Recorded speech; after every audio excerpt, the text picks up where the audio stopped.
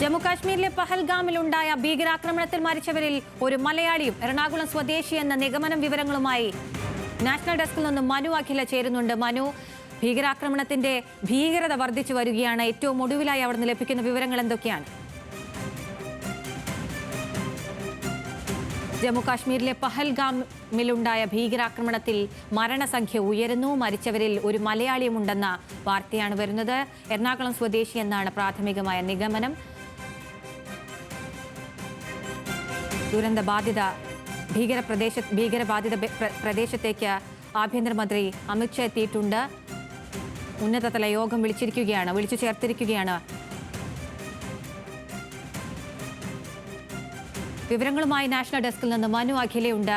മനു, നിമിഷങ്ങൾ കൊണ്ട് അപകടത്തിന്റെ അല്ലെങ്കിൽ ഭീകരാക്രമണത്തിന്റെ ഭീകരത വർദ്ധിച്ചു വരികയാണ്. മരണസംഖ്യ ഉയരുന്നു. ആക്രമണത്തിൽ പരിക്കേറ്റവരുടെ എണ്ണം കൂടുന്നു. എന്തൊക്കെയാണ് അവിടെ നിന്ന് ലഭിക്കുന്ന ഏറ്റവും ഒടുവിലായി ലഭിക്കുന്ന വിവരങ്ങൾ? അഖില, ഏറ്റവും ഒടുവിലായിട്ട് ലഭിക്കുന്ന വിവരം അനുസരിച്ചിട്ട് ഒരു മലയാളി കൂടി മരിച്ചിരിക്കുന്നു എന്നൊരു വിവരമാണ് നമുക്കിപ്പോൾ ലഭിക്കുന്നത്. എറണാകുളം സ്വദേശിയായ ഒരു വ്യക്തിയാണ് മരിച്ചിരിക്കുന്നത്. എറണാകുളം സ്വദേശിയായ ആർ രാമചന്ദ്രനാണ് മരണപ്പെട്ടിരിക്കുന്നത്.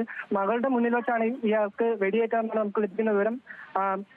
അദ്ദേഹത്തിന്റെ എറണാകുളം പാലാരിവട്ടം സ്വദേശിയാണെന്നാണ് നമുക്കിപ്പോൾ മനസ്സിലാക്കാൻ സാധിക്കുന്നത്. അഖില, ശരി മനു.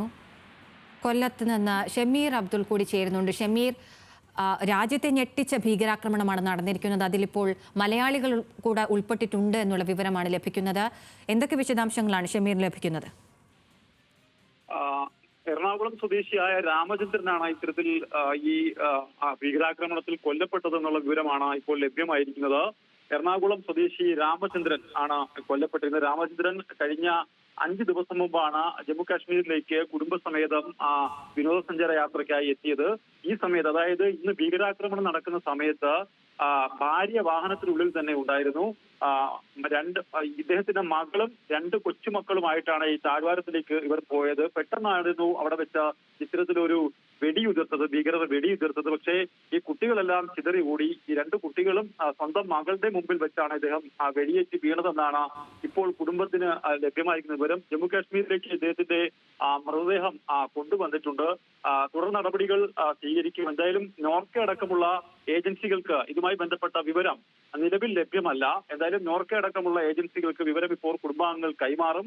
അദ്ദേഹത്തിന്റെ ഏറ്റവും അടുത്ത കുടുംബാംഗങ്ങളിൽ നിന്നാണ് നമുക്ക് ഈ വിവരം ലഭ്യമായിരിക്കുന്നത്. എന്തായാലും ഇത് സ്ഥിരീകരിച്ച് നൽകാൻ കഴിയുന്ന വിവരം തന്നെയാണ്. കുടുംബസമേതമായിട്ടാണ് ഇദ്ദേഹം കഴിഞ്ഞ 5 ദിവസം മുമ്പ് ജമ്മുകാശ്മീരിൽ എത്തിയത്. ഇന്ന് ഇതേ ദിവസം ഉച്ചയോടുകൂടി അവർ അവിടെ എത്തുകയും ഈ താഴ്വാരത്ത് എത്തുകയും ഭാര്യയ്ക്ക് സുഖമില്ലാത്തത് കാരണം പുറത്തേക്ക് ഇറങ്ങാതിരിക്കുകയും ചെയ്തു. ഇദ്ദേഹത്തിന്റെ മകളും 2 കൊച്ചുമക്കളുമായിട്ടാണ് ഇദ്ദേഹം പുറത്തേക്ക് പോയത്. ഇതിനുശേഷമായിരുന്നു പെട്ടെന്ന് ഫയറിംഗ് ഉണ്ടാവുകയും അവിടെ നിന്ന് പുരുഷന്മാരെയാണ് കൂടുതലും തലയ്ക്ക് വെടിവെച്ചതെന്നാണ് ഇപ്പോൾ അവരുടെ കൂടെയുള്ളവർ പറയുന്നത്. അങ്ങനെ ഇദ്ദേഹത്തിന്റെ മകളുടെ മുന്നിൽ വെച്ചാണ് ഇദ്ദേഹത്തിന് തലയ്ക്ക് വെടിയേറ്റത്. എന്തായാലും ഈ ഒരു സംഭവത്തിൽ മക്കളെല്ലാം അവിടെ നിന്ന് ഓടി രക്ഷപ്പെട്ടിട്ടുണ്ട്. എന്തായാലും ഇവരെല്ലാം തന്നെ സുരക്ഷിതരായി ഇപ്പോൾ അതാത് ഷെൽട്ടർ ഹോമിൽ ഉണ്ട് എന്നാണ് അറിയാൻ കഴിയുന്നത്. എന്തായാലും ഇദ്ദേഹത്തിന്റെ മൃതദേഹം ജമ്മുകാശ്മീരിലെ സൈനിക ആശുപത്രിയിലേക്ക് എത്തിച്ചിട്ടുണ്ടെന്നാണ് ഇപ്പോൾ ലഭ്യമാകുന്ന വിവരം. എന്തായാലും ആ മൃതദേഹം അവിടെ എത്തിച്ചിട്ടുണ്ട്. മരിച്ചത് ഇടപ്പള്ളി സ്വദേശി രാമചന്ദ്രനാണെന്ന് നമുക്ക് സ്ഥിരീകരിച്ച് നൽകാൻ കഴിയും. ഷമീർ, നമ്മുടെ കേരളത്തിൽ നിന്ന് പോയ നിയമസഭയിലെ ഉദ്യോഗസ്ഥരും MLA-മാരും അടക്കം അവിടെ ഉണ്ട്. ആ തരത്തിൽ അവർ ഈ വിഷയവുമായി ബന്ധപ്പെടാൻ ശ്രമിച്ചിട്ടുണ്ടോ? ഈ ഒപ്പമുള്ള കുടുംബാംഗങ്ങളുടെ സ്ഥിതി ഇപ്പോൾ എന്തൊക്കെയാണ്? ആ തരത്തിലുള്ള വിവരങ്ങൾ എന്തെങ്കിലും ലഭിക്കുന്നുണ്ടോ? എന്തായാലും ഈ സംഭവം നടന്ന് ഇത്രയും മണിക്കൂറുകൾ പിന്നിടുമ്പോഴാണ് ഇത്തരത്തിലൊരു മലയാളി മരണപ്പെട്ടു എന്നുള്ള വിവരം സ്ഥിരീകരിച്ച് നൽകാൻ കഴിയുന്നത്. എന്തായാലും മരണസംഖ്യ ഇതിൽ ഉയരുന്നു എന്നാണ് അറിയാൻ കഴിഞ്ഞത്. കൂടുതൽ മലയാളികൾ ഇതിൽ ഉൾപ്പെട്ടിട്ടുണ്ടോ എന്ന കാര്യം വ്യക്തമല്ല. എന്തായാലും ഇവരുടെ കുടുംബാംഗങ്ങൾ ഇപ്പോൾ നാട്ടിൽ കൊച്ചിയിലെ ബന്ധുക്കളുമായി ബന്ധപ്പെട്ടിട്ടുണ്ട്. ഇതുമായി ബന്ധപ്പെട്ടിട്ടാണ് വിവരം ഇപ്പോൾ പുറത്തേക്ക് വരികയും ചെയ്യുന്നത്. എന്തായാലും നോർക്ക അടക്കമുള്ള ഏജൻസികൾ ഇതുമായി ബന്ധപ്പെട്ടുള്ള വിവരങ്ങൾ അവർക്ക് ഔദ്യോഗികമായി ലഭ്യമായിട്ടില്ല എങ്കിൽ പോലും നമ്മൾ ഈ വാർത്ത സ്ഥിരീകരിച്ച് നൽകുന്നവരുടെ കുടുംബാംഗങ്ങളുമായി സംസാരിച്ച ശേഷമാണ് ഇത് ഇപ്പോൾ സ്ഥിരീകരിച്ച് നൽകുന്നത്. രാമചന്ദ്രൻ, അദ്ദേഹത്തിന്റെ ഭാര്യ, മകൾ, 2 കൊച്ചുമക്കൾ തുടങ്ങിയവരാണ് ഇത്തരത്തിൽ ഈ വിനോദസഞ്ചാരത്തിനായി ഇവർ ഈ കാശ്മീരിലേക്ക് പുറപ്പെട്ടത്. ഇതിനുശേഷം ഇന്ന് വൈകിട്ടോട് ഉച്ചയോടുകൂടിയാണ് ഇവർ ഈ താഴ്വാരത്തേക്ക് എത്തുന്നത്. ഭാര്യ വാഹനത്തിൽ ഇരിക്കുകയായിരുന്നു. ഇവർ രണ്ടും മക്കളും രണ്ട് കൊച്ചുമക്കളുമായിട്ടാണ് അദ്ദേഹം പുറത്തേക്ക് പോയത്. പിന്നീട് അവിടെ ഉഗ്ര ശബ്ദത്തിലുള്ള ഫയറിംഗ് ആണ് നടന്നത് എന്നാണ് ഇവരുടെ ബന്ധുക്കളടക്കം പറയുന്നത്. ഇതിനുശേഷം ഇദ്ദേഹം വെടിയേറ്റ് വീഴുന്നത് മകൾ കാണുകയും ചെയ്തിട്ടുണ്ട്.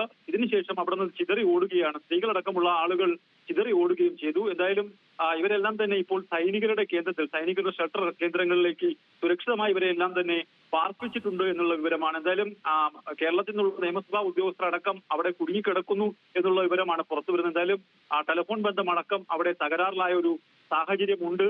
അതുകൊണ്ട് തന്നെ കൂടുതൽ ആളുകളുമായി നമുക്ക് ആ പ്രദേശത്ത് ബന്ധപ്പെടാൻ കഴിയുന്നില്ല. എന്തായാലും ഇവരുടെ ബന്ധുക്കൾ ഈ കിട്ടിയ അവസരത്തിൽ എറണാകുളത്തുള്ള ബന്ധുക്കളുമായി അല്പസമയം മുമ്പ് സംസാരിച്ചിട്ടാണ് ഈ വിവരം നമ്മൾ സ്ഥിരീകരിച്ച് നൽകുന്നത്. എന്തായാലും ജമ്മു കാശ്മീരിലെ സൈനിക ആശുപത്രിയിലേക്ക് ഇദ്ദേഹത്തിന്റെ മൃതദേഹം കൊണ്ടുവന്നിട്ടുണ്ട് എന്ന വിവരം നമുക്ക് സ്ഥിരീകരിച്ച് നൽകാൻ കഴിയും.